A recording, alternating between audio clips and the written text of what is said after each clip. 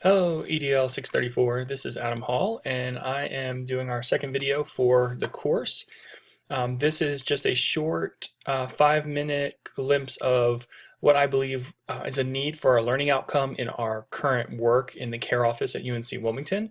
So again, my name is Adam Hall. I'm the Assistant Director for Violence Prevention at UNCW, and we work with a number of different programs throughout our office. But the key pieces that I'd like to focus on today, I actually pulled this from our website, that the care mission is fairly broad, but we do two separate types of components of the work for interpersonal violence. The first is really looking at all forms of different interpersonal violence and how can we advocate for students in need. But the other piece is what I've highlighted here, is that we offer a comprehensive variety of violence prevention and relationship education programs, trainings, and educational campaigns for the UNCW campus.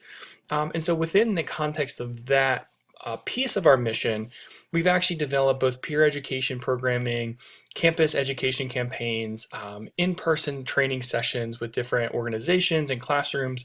But the piece I want to focus on today is our My Stand Mentor program, because most of those experiences have a very robust evaluation process of student learning and student outcomes. We use rubrics to gauge our peer educators' efficacy and abilities to do their positions.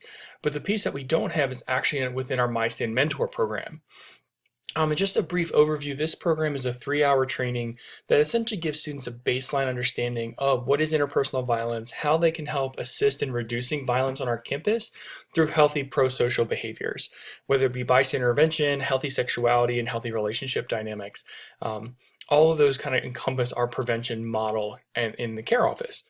And so taking all those practices and realities into kind of consideration, I've realized that there isn't a good measure currently within our unit that really looks at our students' self-efficacy around how strongly they're connecting with the program, but also how they're feeling about their confidence as being an active bystander. And so one thing that I would like to incorporate in thinking about the learning outcomes is some more stuff about self-efficacy. So 4 learning outcomes that I have connected with the MySTAMP program is that mentors will identify motivations to enhance pro-social bystander response. So how will they actually go about doing that? Mentors will develop a deeper understanding of the issues of interpersonal violence, which is key to understanding their own kind of place in this conversation. Mentors evaluate their self-efficacy with regard to bystander intervention. That'll be the one that we kind of dive more deeply into in the next slides. And the mentors apply what they've learned in the training to a lived experience. And this, to me, is probably the most difficult one to assess. And so I'm going to briefly touch on it later, but really this isn't the focus of what we're going to do today, though I do think this is the most critical question of all the learning outcomes. So the reason I focus on self-efficacy as being a core of this is because we know that that's really one of the best measures of student behavior, is how confident they are in the behavior. So if we look at Bandura's work across the board, identifying confidence in an ability, in a skill set, in a belief, that is really what guides students' behaviors in many respects, especially social behaviors.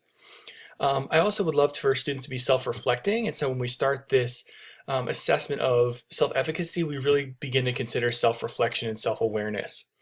And then lastly, because there's so many programs that look at self-efficacy, the foundation of the research is very broad. However, there's only a few programs that have looked at bystander intervention, confidence, and self-efficacy as a connection. And so I think there's some space there for us to play around and kind of create something. So as I get deeper into this, thinking about the assessing of the outcome is so specifically looking at mentors who evaluate their self-efficacy with regard to bystander intervention. I want to create a pre-post-post survey design. So before the session, right after the session, and then about 60 days out, I would love for them to retake the survey questions how they're still feeling.